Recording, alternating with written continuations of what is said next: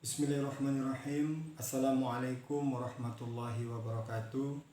Alhamdulillahirabbil alamin. Allahumma shalli ala sayyidina Muhammad wa ala ali sayyidina Muhammad. Rabbi shrah li sadri wa yassir li amri wahlul 'uqdatam min lisani yafqahu qawli, amma ba'du. Yang saya hormati dan muliakan Bapak Dadan Setiawan selaku dosen pengampu mata kuliah pengembangan kurikulum UIN Cyber Syekh Nurjati Cirebon. Ini rahmati Allah SWT. Rekan-rekan seperjuangan mahasiswa PJJ UIN Cyber Syekh Nurjati Cirebon, insya Allah kita semua senantiasa semangat. Mudah-mudahan senantiasa mendapatkan pertolongan dari Allah dalam perjuangan menimba atau menuntut ilmu di Syekh Nurjati Cirebon ini. Alhamdulillahirrahmanirrahim. Dalam kesempatan kali ini saya Doli Samsuri kelas A4 ingin menyampaikan tugas mata kuliah pengembangan kurikulum yang pada kesempatan ini bertema tentang konsep dasar dan pengembangan kurikulum. Bapak dosen dan rekan-rekan yang dimuliakan Allah SWT,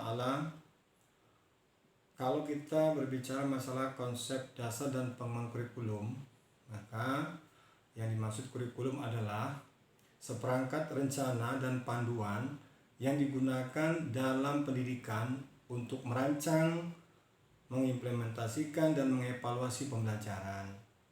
Ini adalah dokumen yang menyusun tujuan pembelajaran, materi pembelajaran, metode pengajaran, penilaian, dan aspek-aspek lain yang diperlukan dalam proses pendidikan.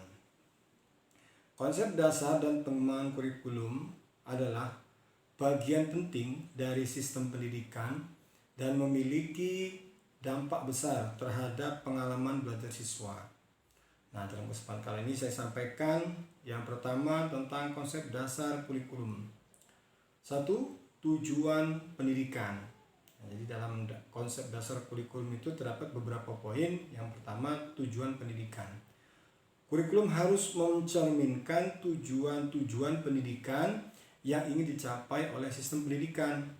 Nah, ini termasuk tujuan akademik, sosial, dan keterampilan yang ingin dikembangkan pada siswa. Kemudian, yang kedua, isi kurikulum. Ini merujuk pada materi pelajaran atau topik yang akan diajarkan kepada siswa.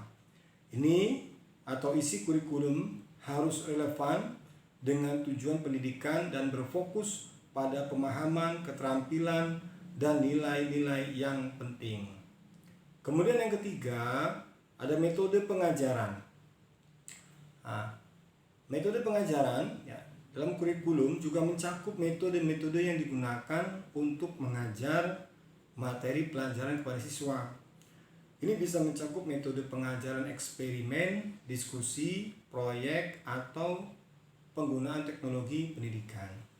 Kemudian poin yang keempat, ya ini adalah penilaian dan evaluasi. Jadi, kurikulum harus mencakup cara-cara untuk menilai kemajuan siswa. Nah, ini bisa melibatkan ujian, kemudian tugas, proyek, atau metode penilaian lainnya. Kemudian poin yang kelima, yaitu fleksibilitas. Kurikulum harus disesuaikan dengan kebutuhan dan karakter siswa, serta perkembangan dalam pendidikan. Ini memungkinkan pendidikan untuk merespon perubahan dan mengadaptasi pembelajaran sesuai dengan perkembangan terbaru. Nah, itu tentang konsep dasar kurikulum. Kemudian tentang pengembangan kurikulum, ada beberapa poin juga tentang pengembangan kurikulum.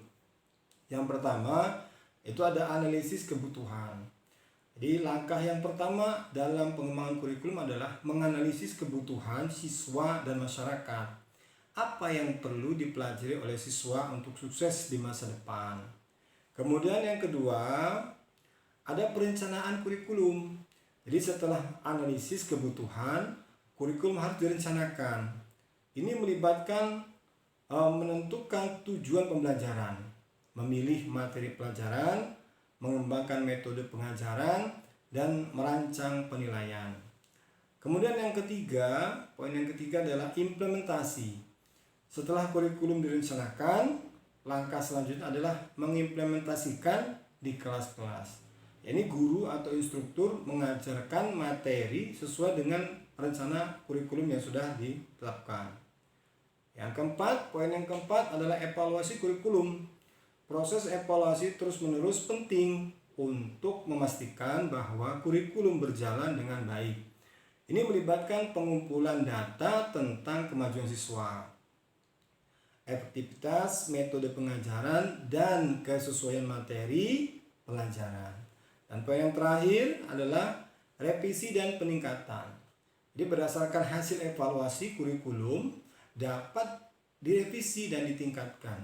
Ini mencakup penyesuaian tujuan pembelajaran, di pembaruan materi pelajaran atau perubahan dalam metode pengajaran. Pengembangan kurikulum adalah proses berkelanjutan yang harus responsif terhadap perubahan dalam dunia pendidikan dan masyarakat.